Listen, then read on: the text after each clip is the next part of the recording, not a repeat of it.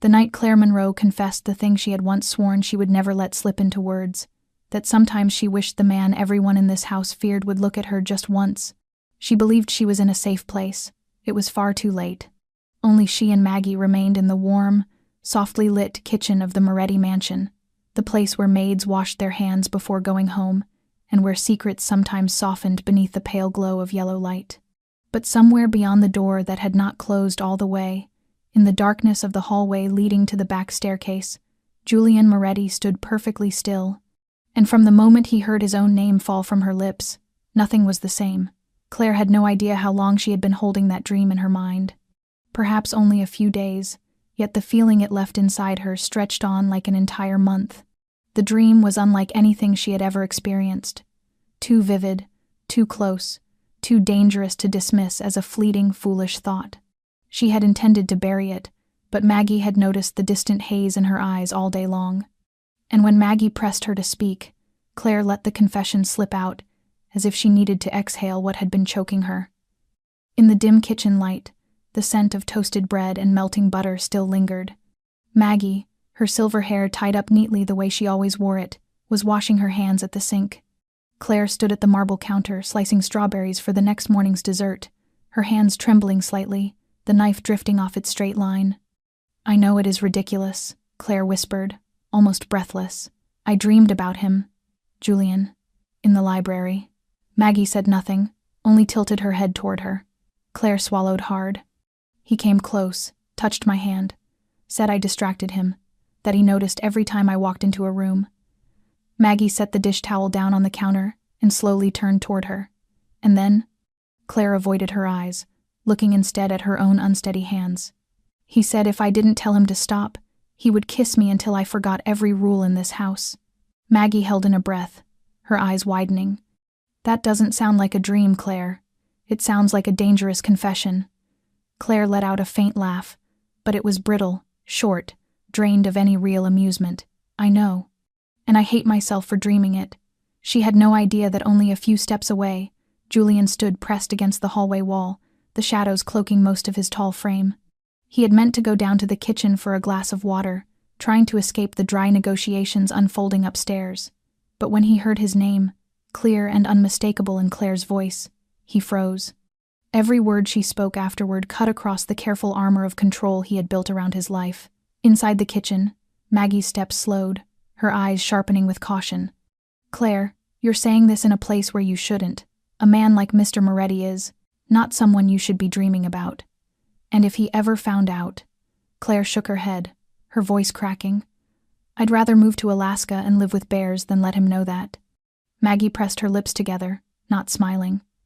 "Claire, sometimes the things we think are only dreams can become deadly weaknesses, and in this world, weakness is used quickly." Julian still did not leave. He remained motionless not because he feared being discovered, but because he could not bring himself to step away.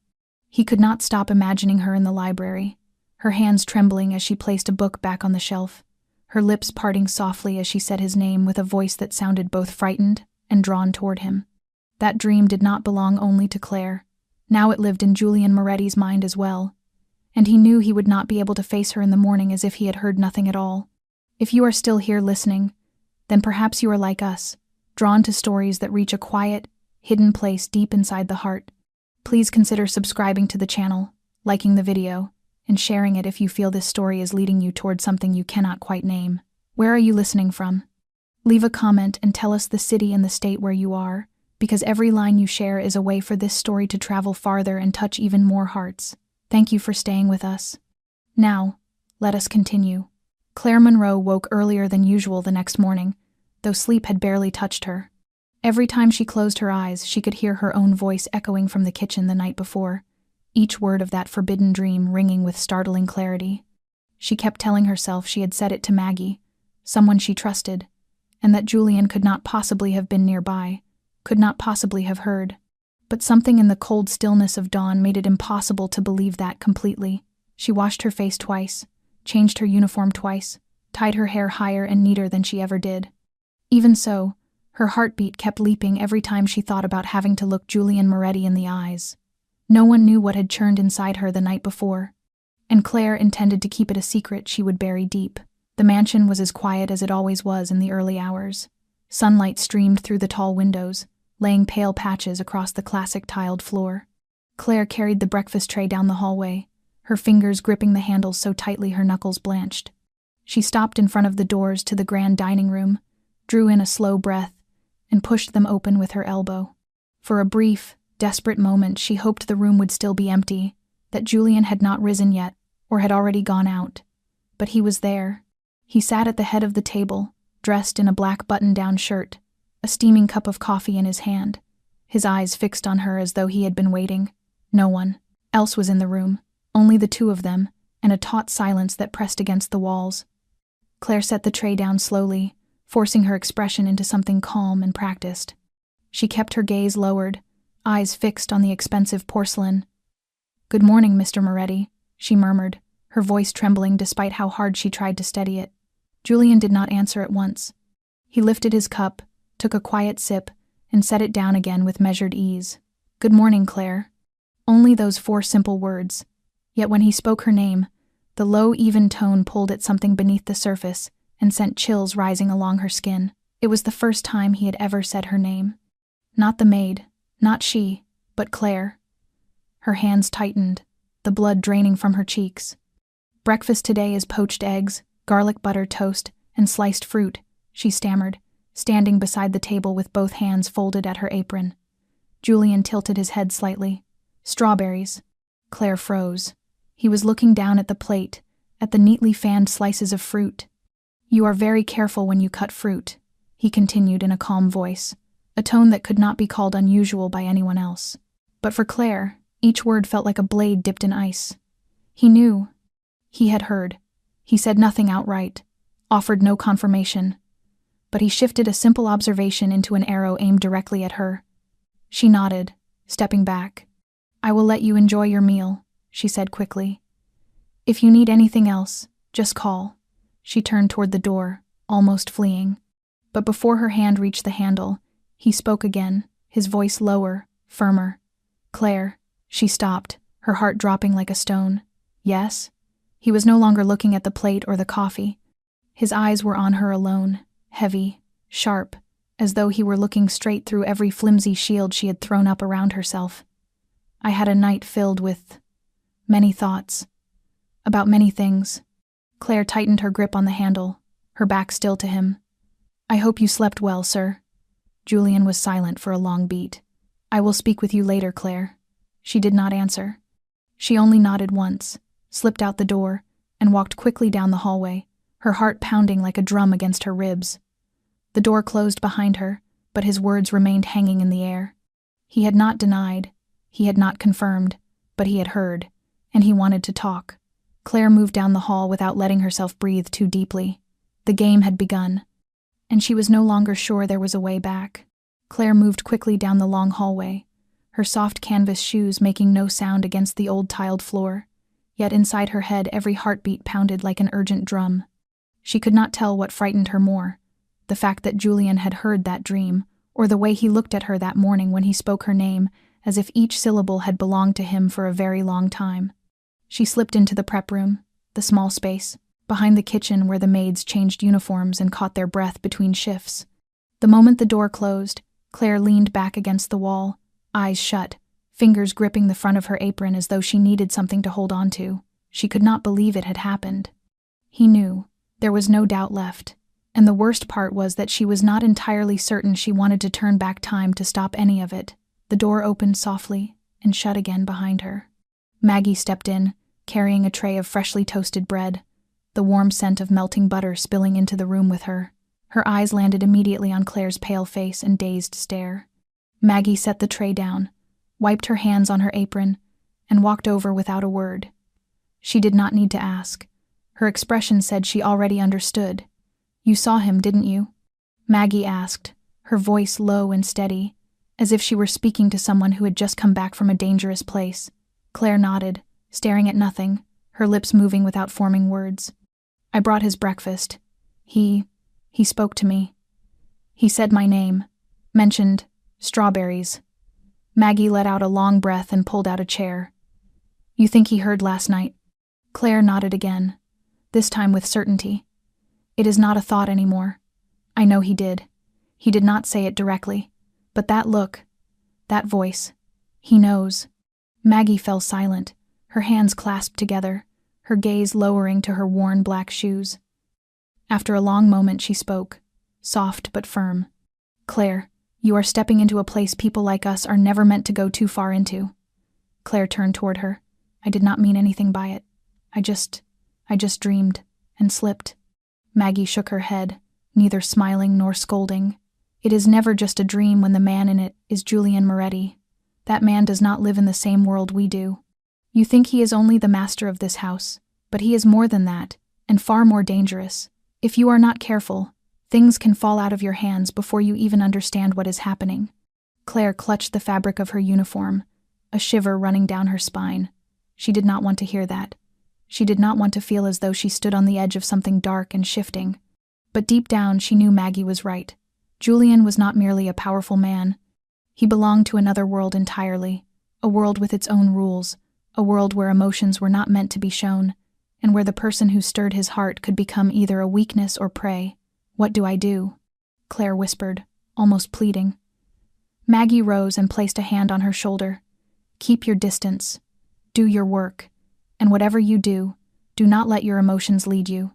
Claire, if you cannot control your heart, then at least protect your life. Claire nodded, though her throat felt dry and tight. She had no idea how to keep her distance when her heart beat too fast at a single look, a single word, and she could not push away. Maggie's warning. It is never just a dream, when the dream is about Julian Moretti.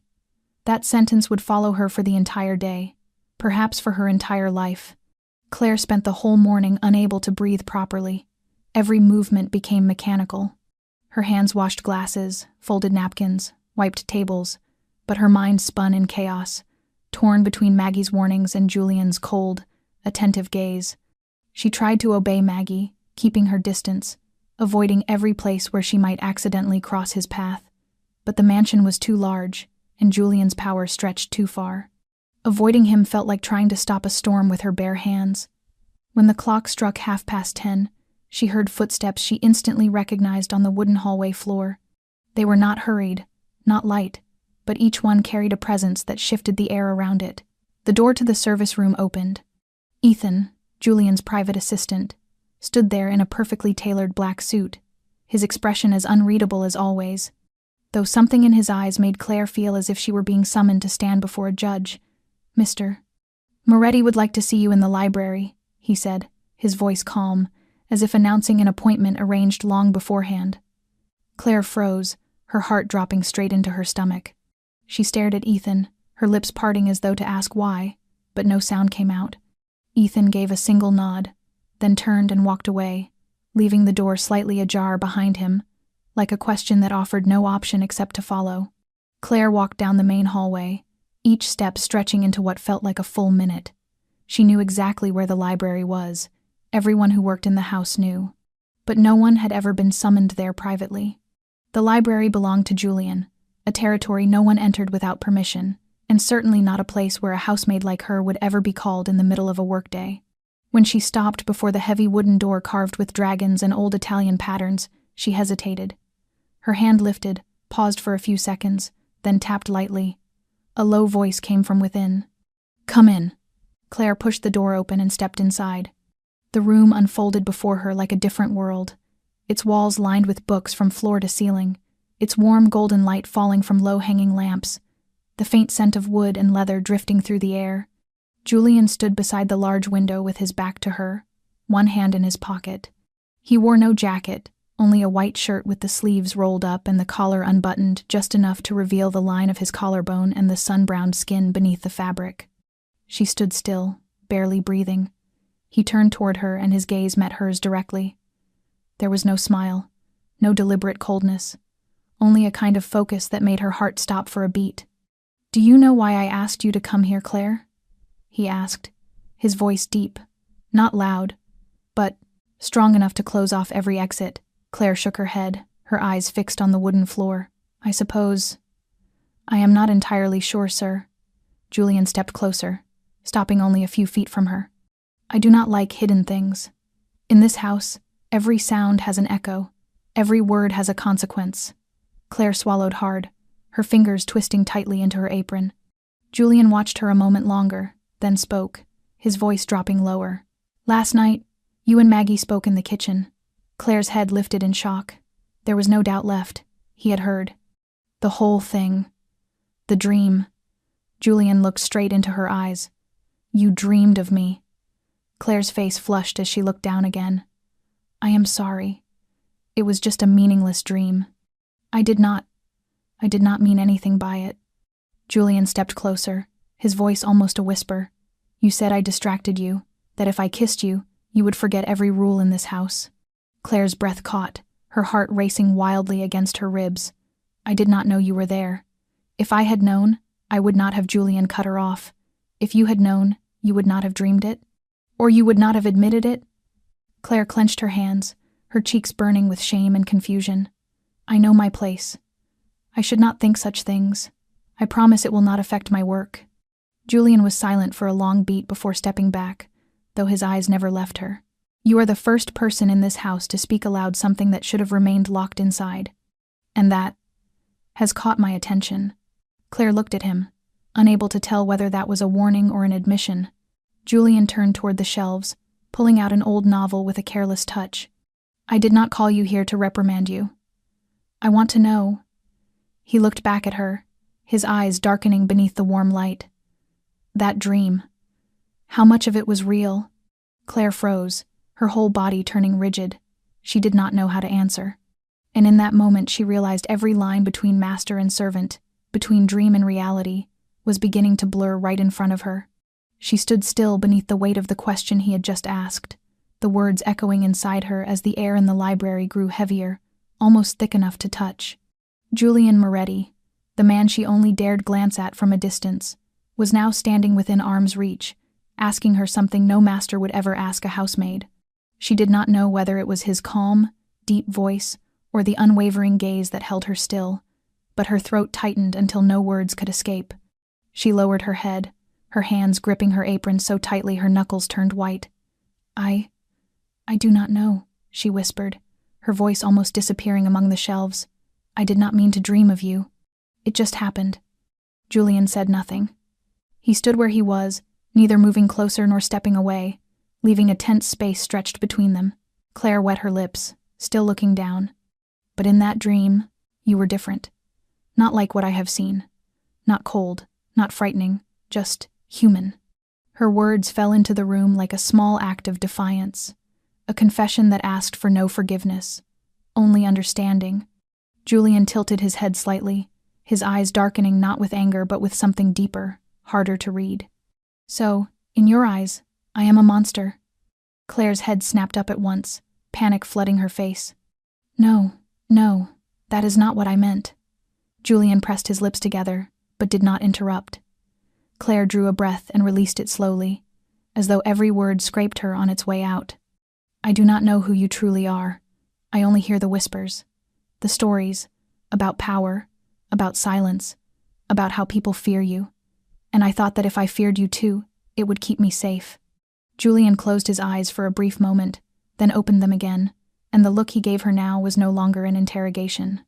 It was something quiet, watchful, as if he were studying something rare in a world he had long ruled through fear. Claire continued speaking, her voice trembling softly. But then I began to see you differently. In those brief moments when no one was watching, when you were simply sitting alone or walking through the hall without a word.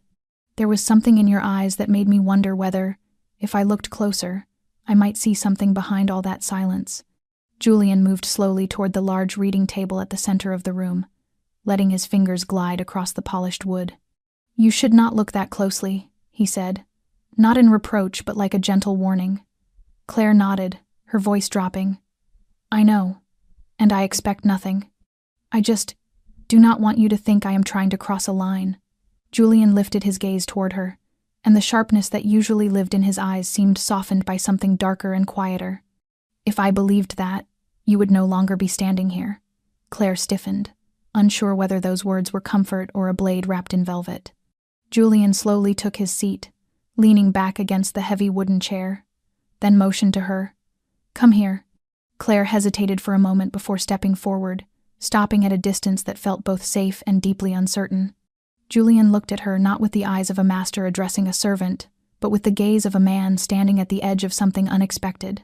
"I will let you choose, Claire. Leave this room and forget everything that has happened. Or stay, and accept that from this moment on, nothing will remain simple." Claire stood there, hearing every beat of her heart beneath the distant ticking of the old clock.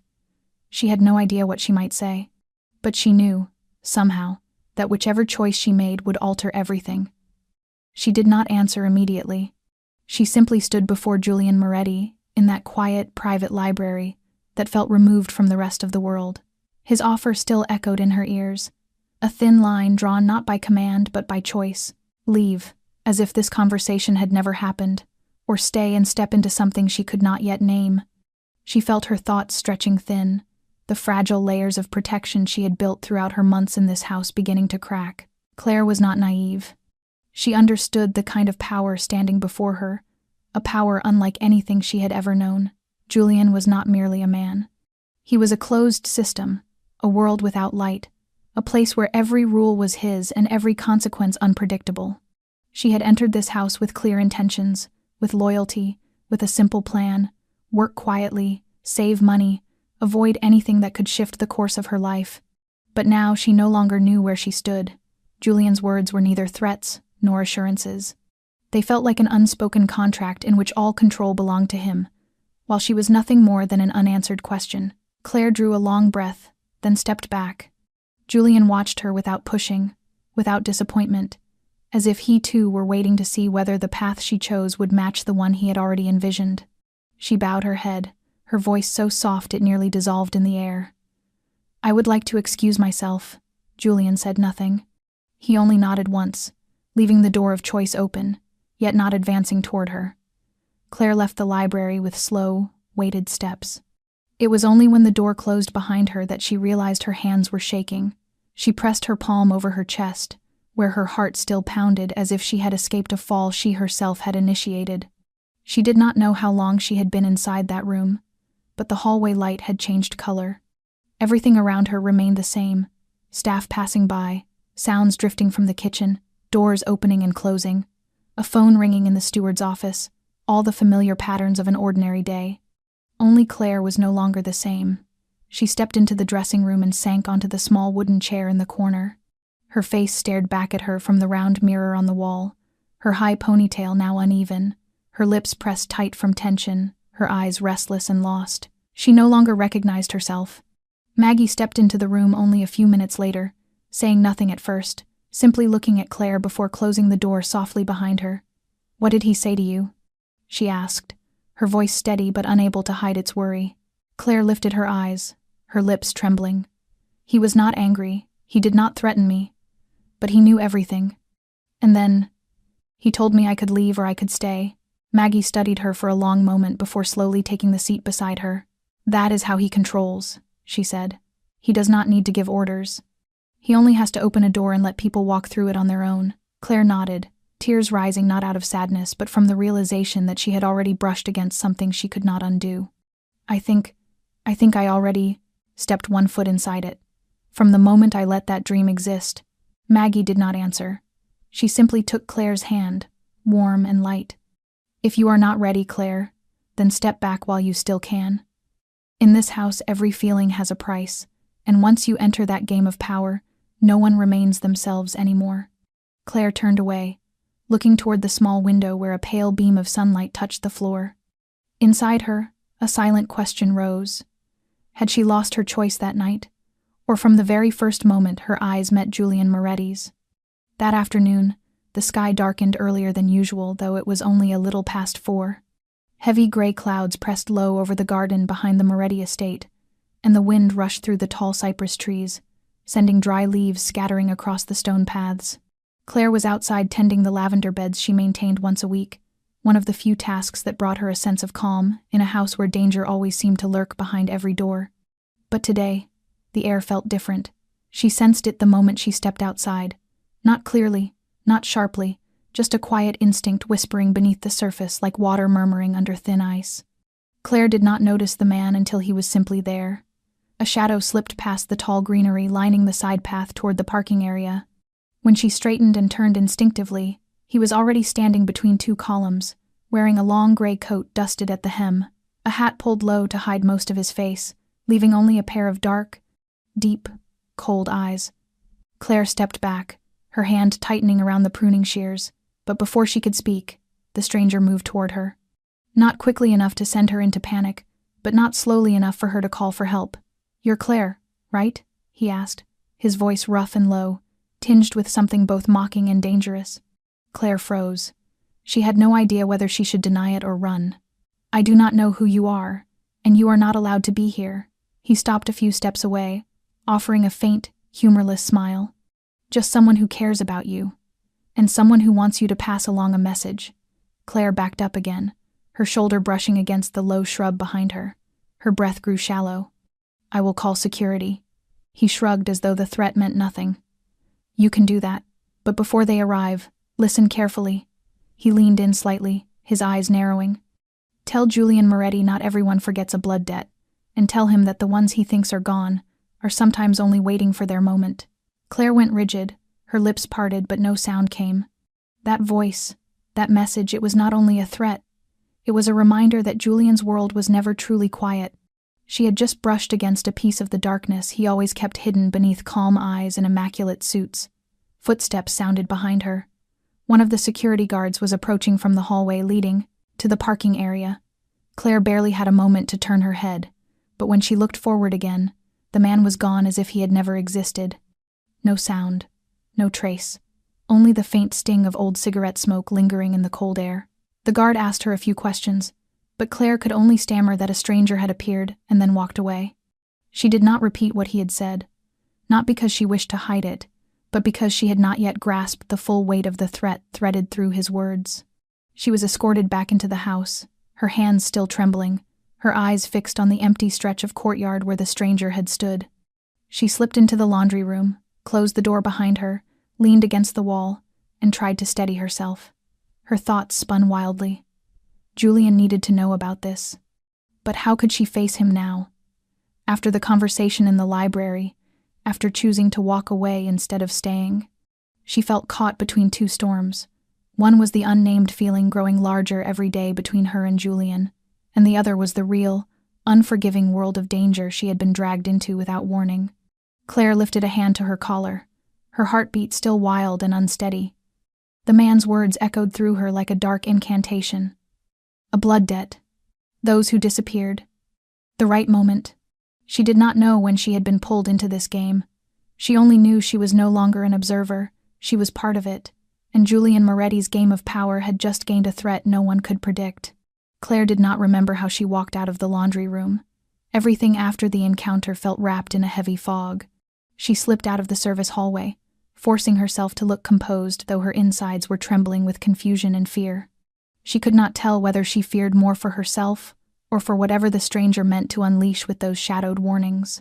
Julian Moretti was not a man easily threatened, she knew that. But that was precisely why the stranger's message felt even more dangerous. If someone was bold enough to send a warning through her, then he had already counted on every possible consequence. Claire had just turned toward the kitchen when she froze at the sight of Julian standing at the end of the hall. Not Ethan, not a guard, Julian himself. He said nothing, only looked at her with an expression that held not a flicker of surprise, as though he had already known everything from the beginning. Julian moved toward her, each step precise and controlled. Claire stood still, unable to speak. As he drew close, the light from the tall windows revealed the tension carved across his face. His jaw set tight, his eyes narrowed, his entire expression pulled taut as if holding back something larger than anger. "Who approached you?" His voice was low, dry, cold as night wind. Claire stammered. "I do not know who he was," he said. "Something about an old debt. And about you. He knew my name." He stood very close. Julian asked nothing more. He turned and gestured to a man dressed in black standing nearby, likely one of his longest-serving guards. "Lock down the entire garden. Check every camera from the past 2 hours. Look for footprints, hair, anything." The guard nodded and disappeared instantly. Julian turned back to Claire. "Come with me." She had no chance to respond before he was already walking toward the main staircase, not bothering to see if she followed. There was something in his voice she could not resist. It was no longer a suggestion or a choice. It was an order. Claire followed him through a hallway she had never once been allowed to enter. Her heart pounded not only from what had happened outside but from the realization that she was being led to Julian's private floor, the forbidden area of the mansion that every employee understood they were never to approach. The staircase leading upward was wide and lined with glossy walnut wood, silent and imposing. Julian opened a room at the far end of the second-floor corridor and motioned for her to step inside. The space was warm yet shadowed, gray walls, heavy drapes, lighting dim enough to reveal only the outlines of dark, expensive furniture. He closed the door behind them, the click of the lock sounding firm and unmistakable. Claire turned toward him, ready to speak, but Julian was already standing in front of her, his gaze darkened beneath the muted light. "From now on, you do not leave this floor unless I am with you." Claire's eyes widened. "You cannot, I can," Julian cut in, his voice steady, not raised, yet final enough that she could not argue another word. He moved closer, close enough that she could feel the low, steady rhythm of his breath. "You think I am just a man in a suit sitting behind a desk? Claire, there are things shifting in the dark that you cannot yet imagine. And tonight, when that man walked into the garden, he was not only looking for me, he was looking for you." Claire stepped back until her spine touched the edge of the large armchair behind her. "I am not worth becoming a target," she whispered. Julian lowered his head slightly, his eyes never leaving her. "You became a target the first night you dreamed of me, Claire. Not because of the dream itself, but because I heard it, and because I cared." The words hit her like a breath stolen from her chest. The distance between master and servant vanished. There was no mask left. Only two people pushed into a reality neither of them had expected. Julian turned away, took a thin blanket from the sofa, and placed it on the bed in the corner of the room. "You will stay here tonight. This room is safe. No one can enter without my code." Claire stood still, her hands clasped tightly. "Are you keeping me here like a hostage?" Julian turned his head, his gaze softening, his voice so low she had to lean in to hear it. "I am not keeping you. I am protecting you." Then he stepped out of the room, leaving, Claire alone with the unfamiliar walls and the echoes still trembling inside her. She looked around, then sat down on the edge of the bed, her hands still trembling. The room might have been safe, just as he said.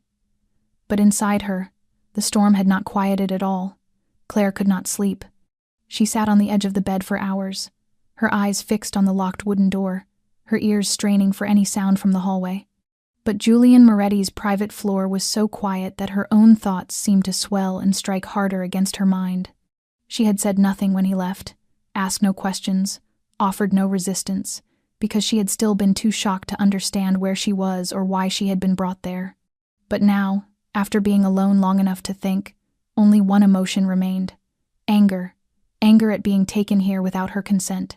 Anger at being placed in the center of something too vast, too shadowed. And anger, most of all, at herself, because she could not deny that she did feel safe in this room, safe in a way only Julian Moretti could create by being the one who controlled the lock on the door. When footsteps broke the silence in the hallway, Claire shot to her feet.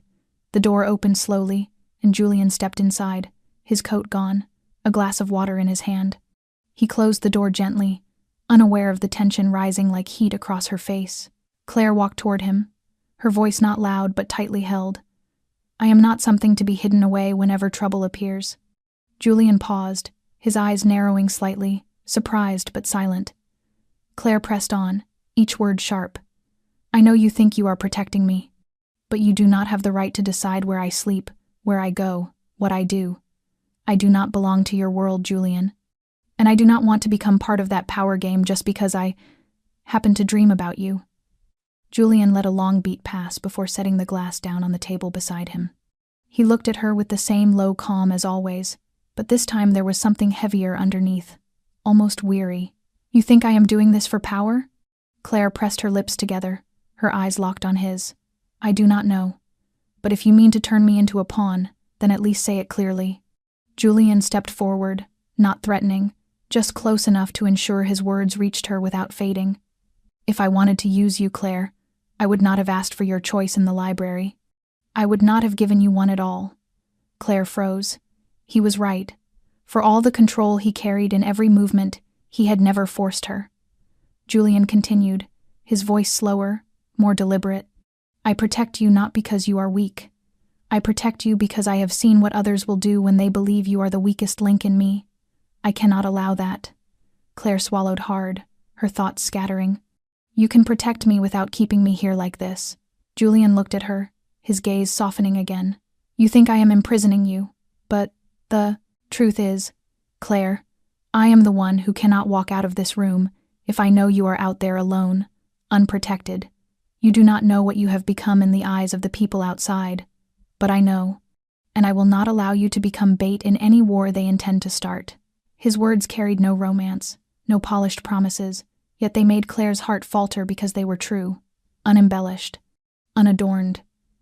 Julian protected her not because she was fragile, but because she had become a point of consequence, not only in the network of power around him, but perhaps within him as well. Claire looked at him for a long moment, then stepped back. I do not need privilege, Julian. I just need the truth. If I am already in this, then tell me what is happening. Julian gave a small nod. Tomorrow morning, I will tell you. Everything. Claire said nothing more. She returned to the bed, and this time, when she sat down, her heart was no longer tangled entirely in turmoil. The anger had thinned, replaced by something else, unnamed, unclear, but strong enough that she could no longer pretend she was still an outsider.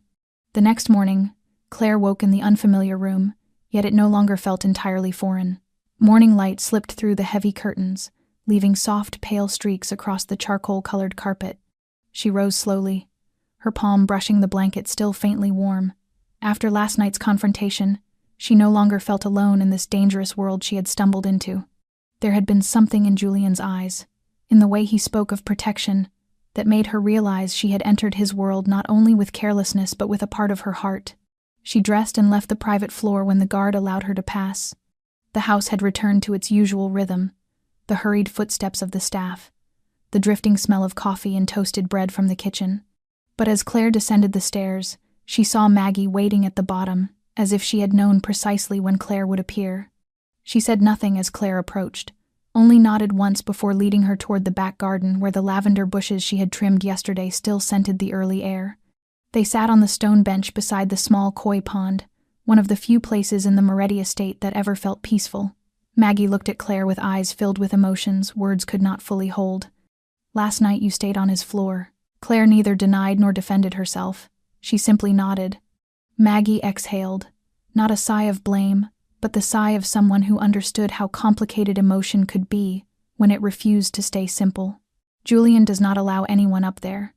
No staff, no guests, no family. You are the first person he has brought there without ordering them out. Claire turned toward her, a faint crease forming between her brows. Because I was threatened. There was no other option. Maggie shook her head. No, Claire. If it were only that, he would have sent you to a security room or instructed Ethan to handle it. But instead, he went to find you himself. He brought you up there himself, and he stayed. Claire remained silent, her heartbeat slowing as the truth settled in. She did not want to read too deeply into anything, did not want to interpret every motion, yet when Maggie spoke them aloud, the pieces aligned with a clarity that stung. Maggie looked toward the pond, her gaze distant. Julian was not raised to be gentle, Claire.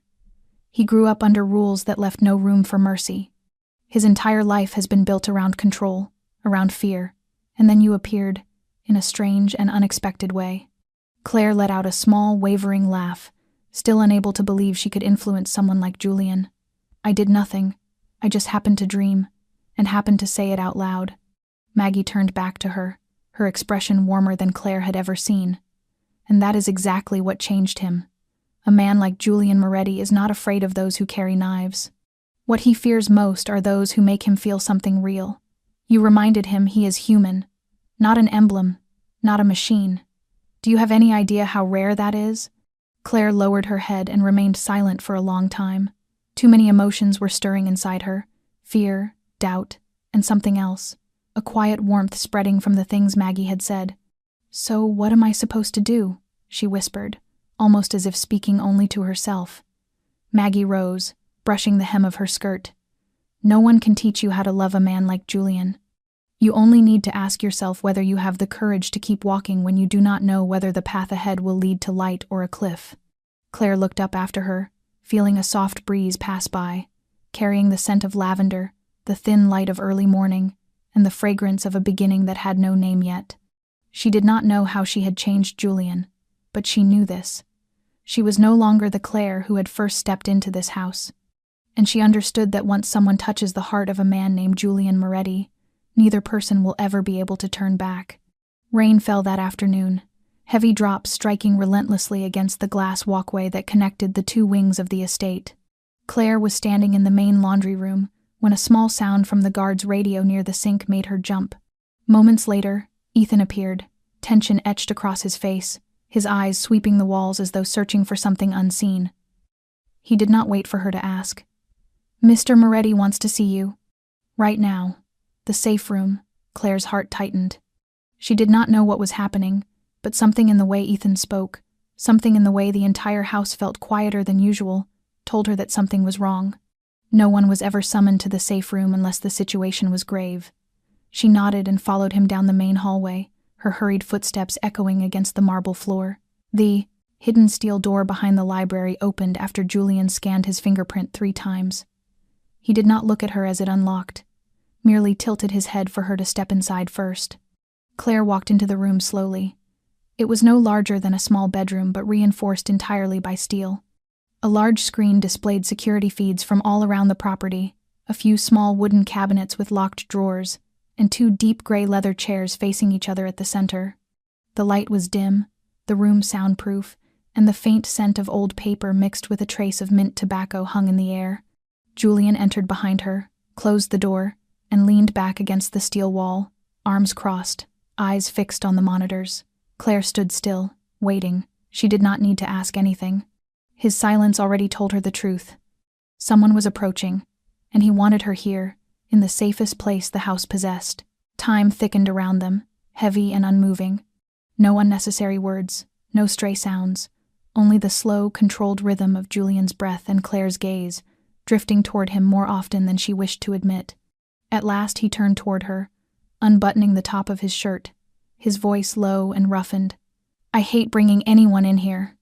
This room is meant for the moments when I am planning how to eliminate a threat, not for protecting something is precious." Claire lifted her eyes, her heart stumbling at the final word. Precious. It was not flirtation. It was not a promise. But from the mouth of Julian Moretti, it felt like an admission no one else in the world had ever received. She stepped forward and sank into one of the chairs. Julian took the one opposite her, leaning slightly toward her, his elbows resting on his knees, his fingers interlaced. "I know I make you uncomfortable," he said slowly, "because of the way I control everything. But Claire, I control because I know exactly what will happen if I loosen my grip even a little. And I cannot let that happen to you." Claire felt her throat tighten. She clenched her hands, then released them. "I am not afraid of you, Julian. I am afraid that I do not know who I am in your world." For the first time, she used the word "I" in the way someone spoke intimately, not I as a worker, not I as a distant presence. The change made Julian's eyes narrow slightly, as if he felt something shift inside her and within himself. He rose from his chair and walked toward her, then sat beside her instead of across from her. His breath brushed lightly over her hair. "You are the first person who has made me consider stepping off the path I have walked my entire life. Not because you said anything remarkable, but because of the way you exist, honest, clear, without embellishment, without pretending to be afraid." Claire turned toward him, her gaze meeting the eyes she had only dared to steal glances at from afar. "And what happens if I no longer exist that way? If I become afraid? If I become weak?" Julian lifted his hand, not touching her, only letting his fingers hover near her, trembling as if he wanted to but restrained himself. "Then I will be the one to protect you, even if you are no longer yourself, because from the moment you stepped into my world, I have not been myself either." There was no kiss, no declaration of love, yet in that deeply charged silence, Claire felt her heart begin to lean toward him, and for the first time, she did not try to steady herself. She remained beside Julian for a long time after that, in the safe room, where where the soft lighting and steel walls pressed the outside world far away from the two of them. Neither spoke. They did not need to. The quiet between them was no longer the strained silence of their earlier encounters, no longer fear or caution, but a stillness thick with unspoken things, enough to soften the relentless pounding in Claire's chest. She glanced at Julian, the man who stood above everything, the one who commanded and controlled, now sitting beside her in a posture of quiet thought, his gaze fixed on some distant point on the steel wall, as if his mind had traveled far from the room. There was no sharpness, no cold authority, only a loneliness so stark it stunned her. For the first time, Claire realized she might be seeing the real Julian, not Mr. Moretti, not the powerful man in the shadows, just a man living inside walls that could not be breached, yet always alone. Julian bowed his head, his fingers interlacing, his knuckles whitening as he tightened them. She noticed the movement was not habit but the mark of someone holding back something deep and painfully real. She turned fully toward him, her voice soft as a breath. "How long have you lived like this?" Julian did not answer immediately. A long moment stretched between them before he spoke, his eyes still fixed on the empty air ahead. "Almost 20 years. Since the day my father was killed, I had to take over everything. This house, these safe rooms, the hidden corridors, the doors only I can open. I know them all, but I belong to none of them." Claire remained silent, her heartbeat slowing. Julian tilted his head and looked at her for the first time since the conversation began. "You think I am strong. Everyone does. But no one asks me how many hours I sleep each night. No one asks whether I have anyone to call, if I get afraid, or whether I even remember what feeling normal is supposed to be." Claire reached out and touched his hand gently, her first gesture toward him. His hand was cold, but she did not pull away. "You do not have to tell me any of this," she said quietly, her eyes steady on his. Julian pressed his lips together and nodded faintly. "I know, but you are the first person close to me whom I do not want to keep at arm's length, and that frightens me more than any enemy out there." Claire did not know what to say. She simply sat there, holding his hand, her heart weighted by something she could not yet name. It was not pity. It was not love. It was something deeper, seeping into her like warmth through the skin, a grief-shaped empathy, one loneliness recognizing another. And though they lived at opposite ends of the world, each carried a burden no one else had ever bothered to see. Julian leaned his head back against the chair and closed his eyes for a moment. Claire noticed the faint lines near his eyes, not the marks of age but of years lived without anyone to share the weight. In that moment, she understood that all the power, all the secrecy, all the steel rooms in this mansion could not keep a heart from being alone. And perhaps what Julian needed was not an ally, not a silent servant, not someone who followed the rules. Perhaps he needed someone who could sit beside him in the stillness and simply be there. Claire tightened her hold on his hand once more. She said nothing. She offered no promise. But her eyes, when she looked at him, were no longer the same. And Julian, even with his eyes closed, seemed to sense the shift. In the safe room, they sat side by side, like two people forgotten by the world, each of them finding in the other something no one else had ever seen, a quiet warmth at the center of the storm waiting outside. A knock sounded against the quiet of the safe room, drawing both Claire and Julian's attention. There was no urgency in the rhythm, no alarm in the tone, but the 3 steady taps were a signal long established, meant only for Ethan. Julian rose first, his hand tightening ever so slightly around Claire's in a wordless reassurance before he moved to open the door. Ethan stood there, broad-shouldered inside a rain-soaked black suit, droplets still clinging to his hair, his expression pulled taut in a way he could not hide. "We have a situation," he said quickly, wasting no time, his gaze flicking briefly toward Claire before settling on Julian. "We found a signal device planted outside the east garden, right near the side path where Claire was approached before. Not a standard piece of tech. This one uses military-grade encoding, and it has been active for several days." Julian did not answer aloud, only tilted his head slightly. But his eyes narrowed, his jaw tightening as if he were running through a dozen possibilities all at once. Claire rose and stepped closer, though she still kept her distance. She knew that in this moment Julian had shifted fully into what the outside world called his cold command mode. Ethan continued, his voice lower. "Last night's cameras didn't capture anything, because there was a burst of interference at the same time the device spiked. It is possible he was not only watching. Julian cut in, his tone steady and precise. He was testing the defenses. Ethan nodded. Exactly. He is looking for a weakness, and he knows what Claire is in this game. Claire swallowed hard, a chill running along her spine, despite the room being sealed and soundproof. Julian turned toward her then, and his gaze no longer held the weight of last night's vulnerability. It had shifted into the clarity and resolve of a man who had lived too long in the dark to ever underestimate it. From this moment on, no one is permitted near Claire without direct authorization from me.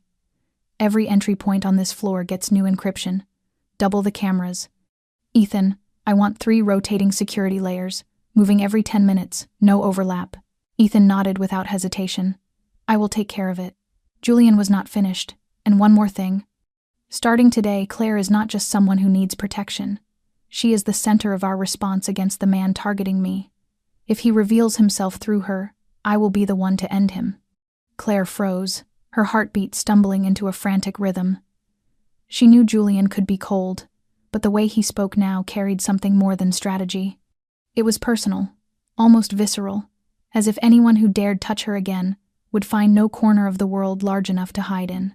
Ethan held Julian's eyes for one final beat before turning sharply and leaving, the door sliding shut behind him with a soft mechanical hiss. Claire turned back to Julian, wanting to ask something but losing the words as they rose. Because she understood, in the look he gave her, that there was something now beyond tactics, beyond structure or caution. It was a protection without conditions, without negotiation. And for her, it was both terrifying and impossible to look away from.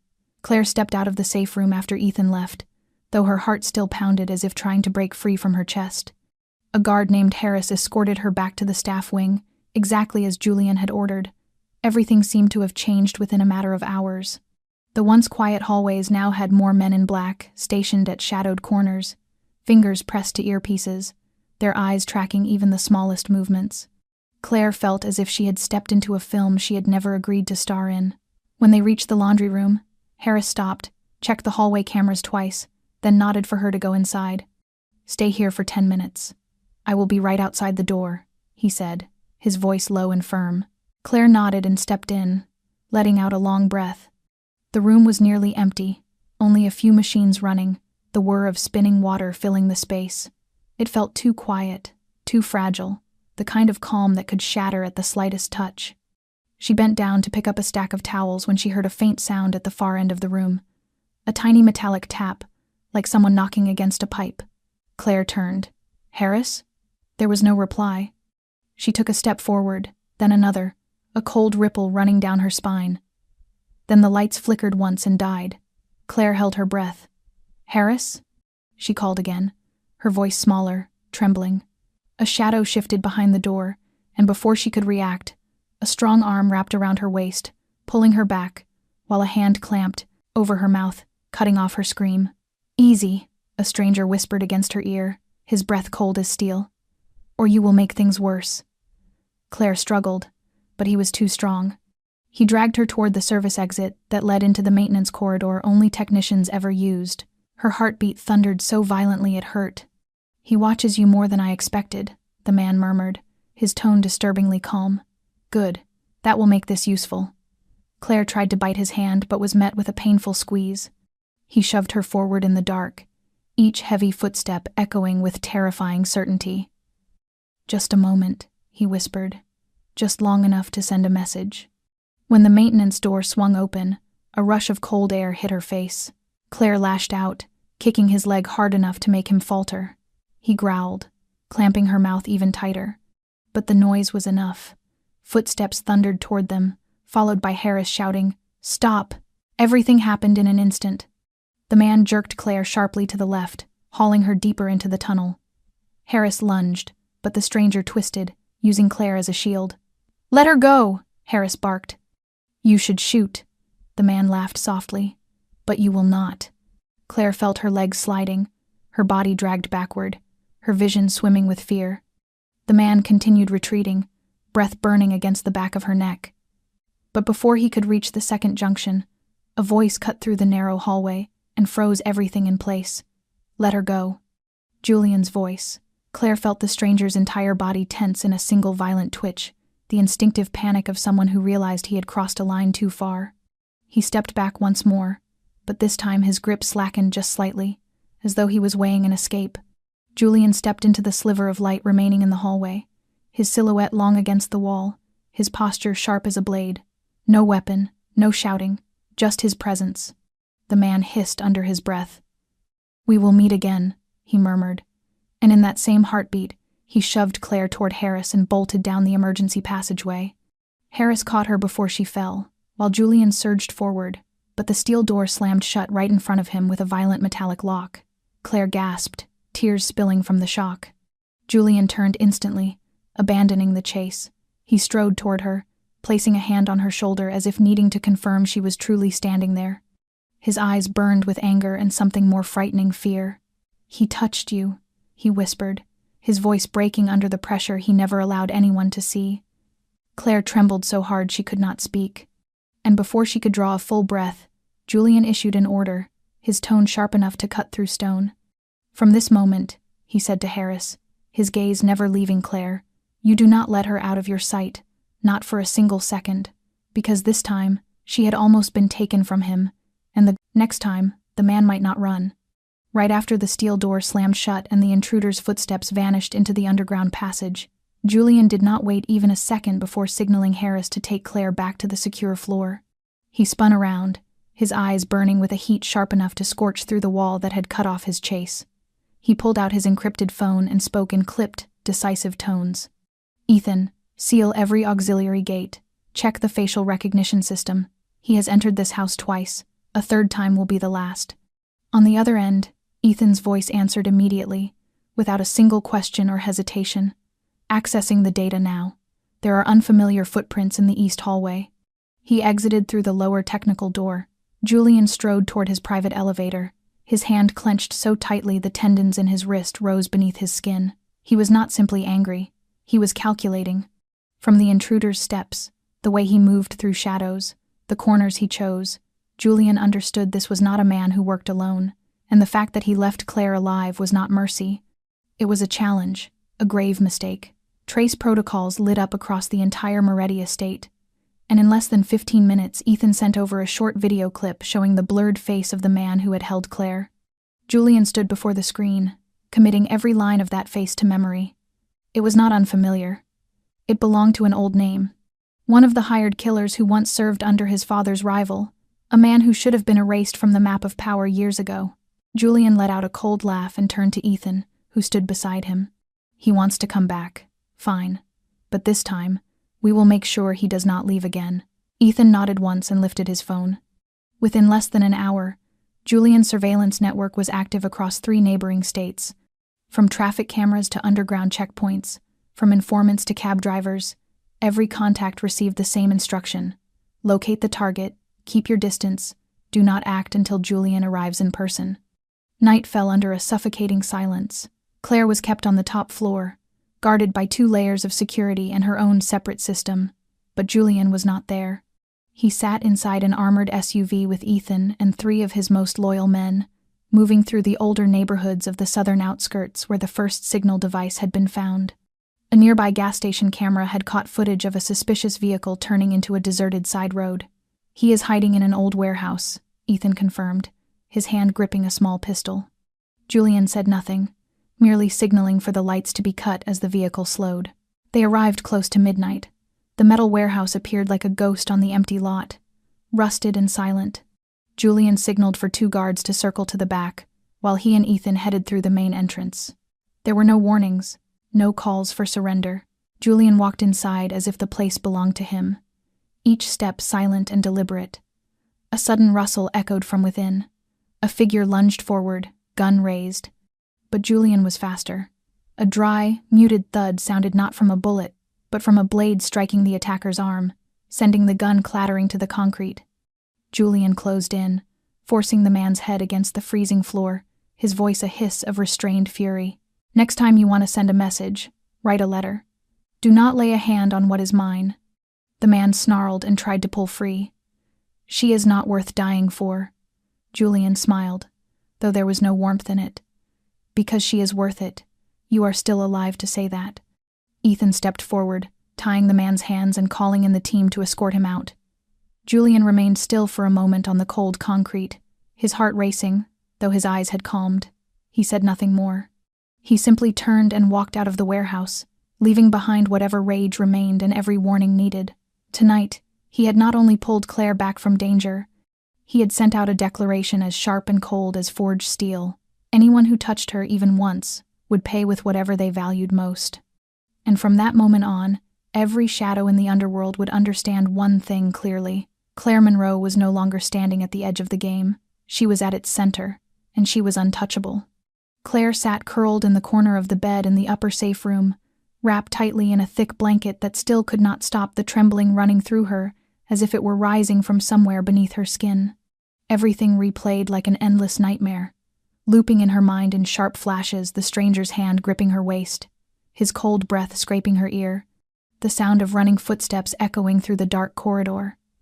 Claire knew she had been rescued, knew Julian had done the impossible to pull her back from the edge of danger, but her body did not forget so easily. Every time she closed her eyes, she saw herself trapped again, unable to breathe, unable to fight. The air in the room felt heavy, and though she had taken a hot shower, changed into clean clothes, and eaten a few bites of bread Maggie had left for her, she felt as if something around her was cracking in a way she could not see. The door opened softly without warning, but Claire did not startle. She knew it was Julian. He never needed to knock. He never needed an announcement. His presence alone was enough to change the atmosphere of the room. He stepped inside, not wearing the sharp black suit that made him look carved from stone, but only a rolled-sleeve shirt and the faint shadows under his eyes, signs of a night spent without sleep.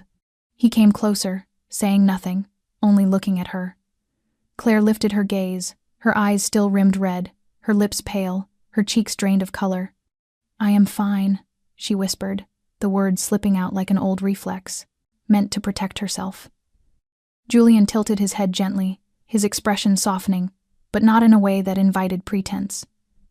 "Do not lie to me tonight, Claire. There is no need." She pressed her lips together, drew a slow breath, but did not answer. She did not know where to begin, nor did she trust her voice to hold under the weight of everything breaking inside her. Julian pulled a chair close to the bed and sat directly in front of her. "I am sorry I allowed that to happen," he said quietly, his eyes locked on hers.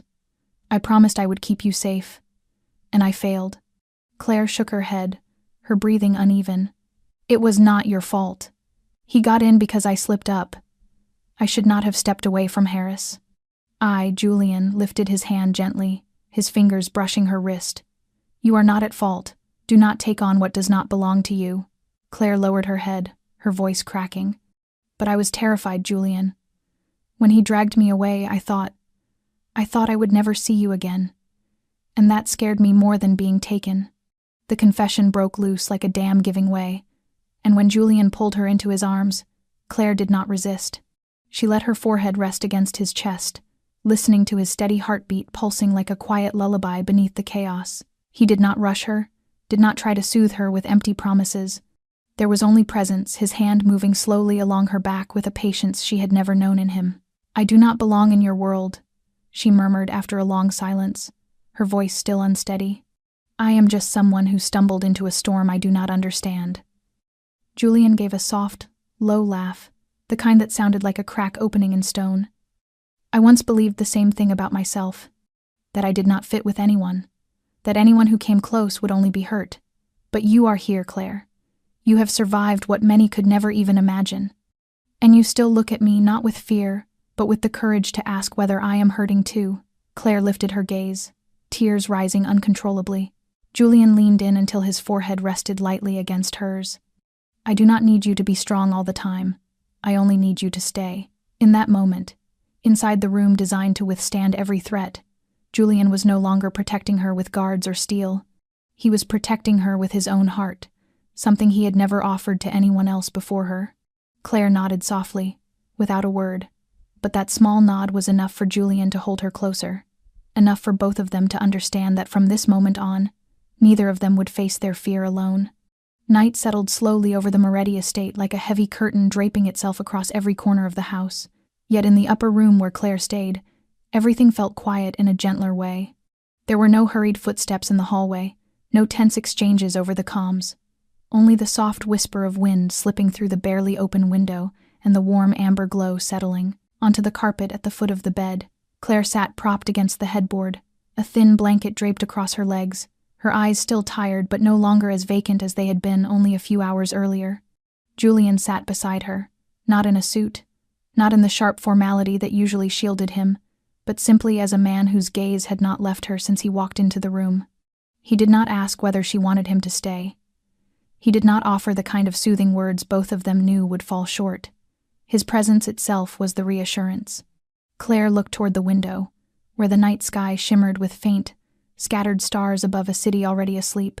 I cannot remember the last time I felt safe, truly safe. Not the kind you pretend to feel just to get through the day, she murmured, more to herself than to him. Julian did not respond at once. He reached quietly for another blanket, laid it gently over her legs, then leaned back against the headboard beside her. I do not remember either, he said after a long pause. Perhaps when my mother was alive. She used to sit by the window reading, and I would lie on the floor listening to the rain. Claire turned toward him. Their eyes met with no urgency, no spark, but with a calm recognition, as though both had traveled a long road just to sit beside each other in this fragile moment. They needed no touch to know the other was real. No promises, no passion breaking the distance, only the choice to remain.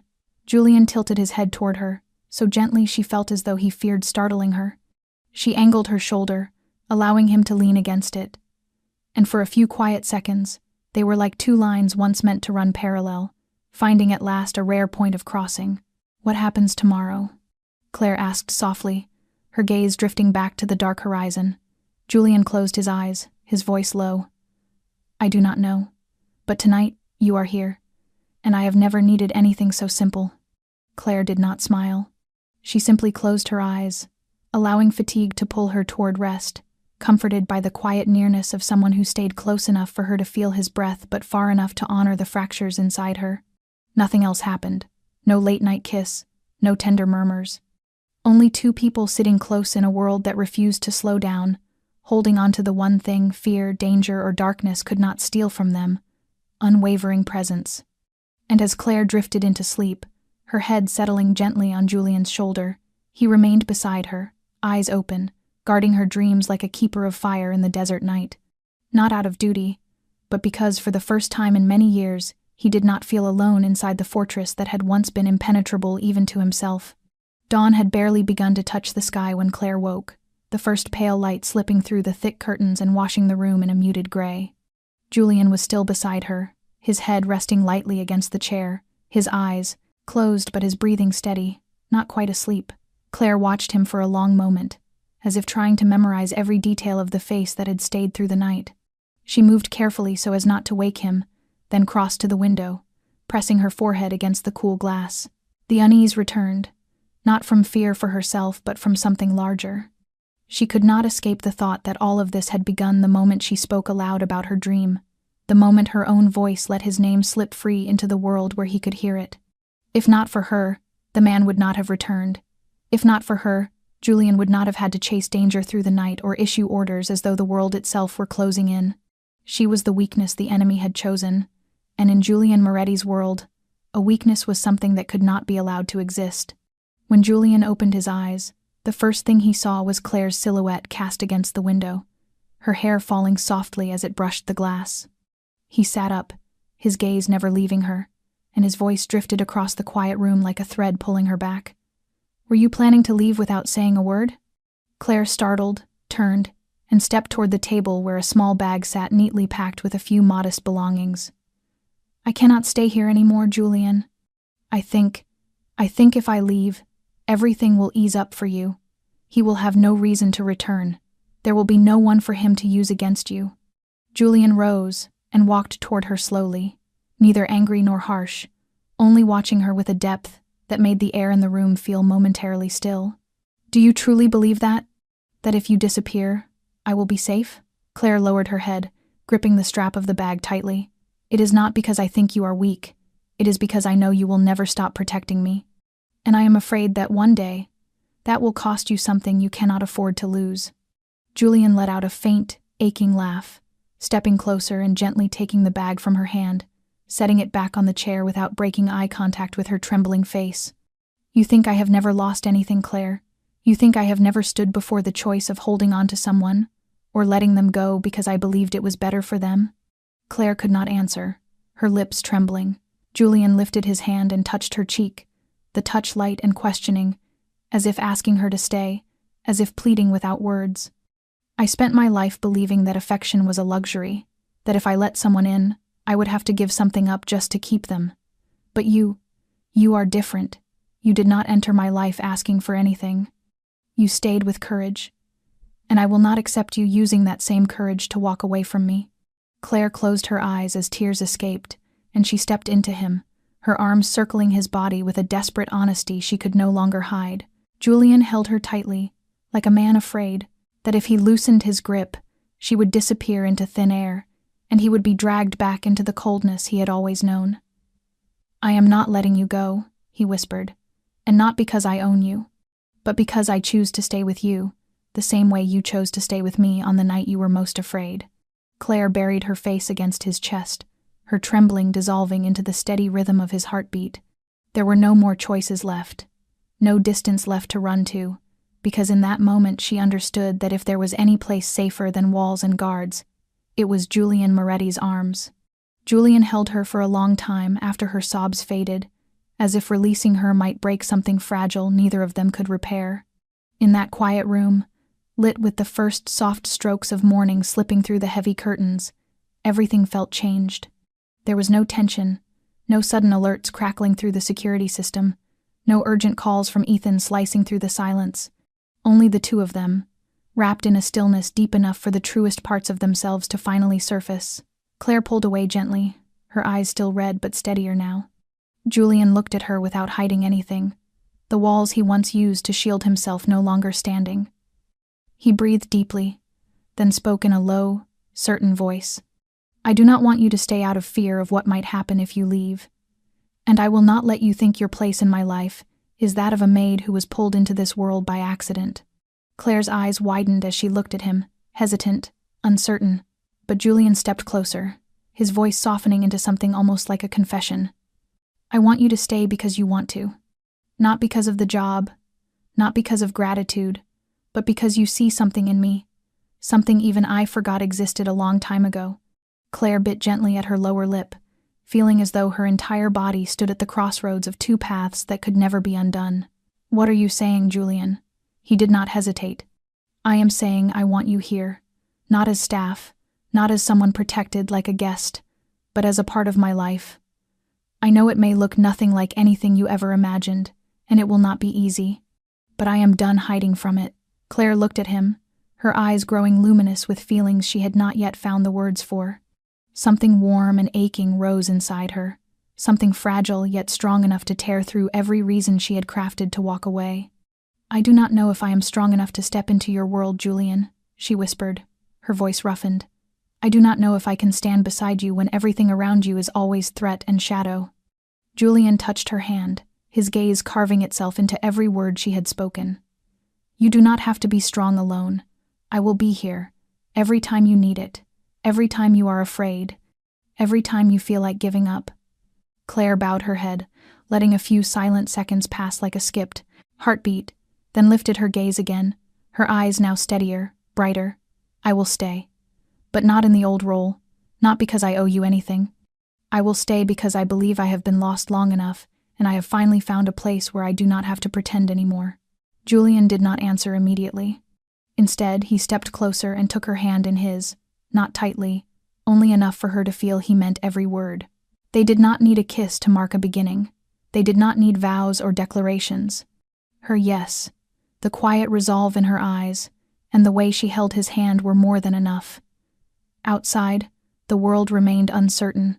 But in that moment, the upper room became the one place where they could start over, free of titles, free of distance, held together only by an invitation, without embellishment, and an acceptance strong enough for Julian Moretti to understand that for the first time in his life, he was no longer alone in his own world.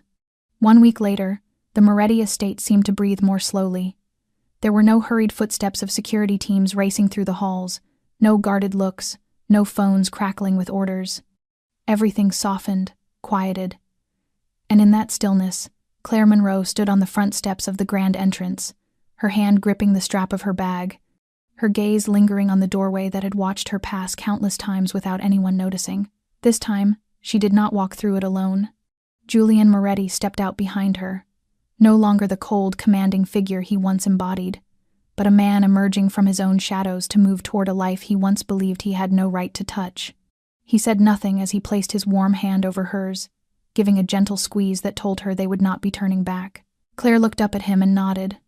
There was no need for grandeur, no sweeping declarations, only the agreement of two souls once fractured and bruised, yet choosing to stand together. A black car waited at the bottom of the steps, with no convoy behind it, no watchful eyes trailing them from the windows. Only Maggie stood at the doorway, her eyes soft and warm like a mother's silent farewell. Julian bowed his head to her, and Claire stepped forward to wrap her arms around the older woman. "Thank you for everything," she murmured. Maggie smiled softly and whispered, "Live your life, Claire. Stop living merely to survive." And then, hand in hand, Claire and Julian walked toward the waiting car, their eyes fixed ahead on the wide sky and the unknown journey stretching before them. There was one truth they both knew with absolute clarity. Whatever waited for them, they would walk through it together. The story of Claire and Julian is not a fairy tale. It is woven from bitter truths, layered wounds, and the constant fear of loss. Yet from those very imperfections they learned how to choose each other, not for safety, not out of habit, but because each saw in the other something life had once stolen away, a hand that needed holding, a heart that needed healing, a person who needed to stay. This story is not only about love, it is about trust reborn after being shattered, about finding the courage to step out of an old role and become the truest version of oneself. And sometimes, in a life where each of us carries our own private burdens, a hand offered at the right moment can be the only thing keeping us upright in the storm. If something stirred in your heart as you listen to this, please subscribe to our channel, like and share this video, so more people can have the chance to hear stories full of feeling each day. Where are you watching from? Leave a comment below and tell us the city and state where this story found you, so we can see how far this small journey has reached. And if you have ever lived through a moment that changed your heart the way it changed Claire's, leave a few words. We want to hear what you carry deep inside, because those shared truths are what give real meaning to every story we tell here. Thank you for staying with us until the end. We hope today's video brought you something, whether it was a quiet minute of reflection, a soft smile, or simply the comfort of feeling understood. We wish you good health, joy in each day, and a peaceful heart amid all the things that remain imperfect. Goodbye, and we look forward to seeing you in the next video.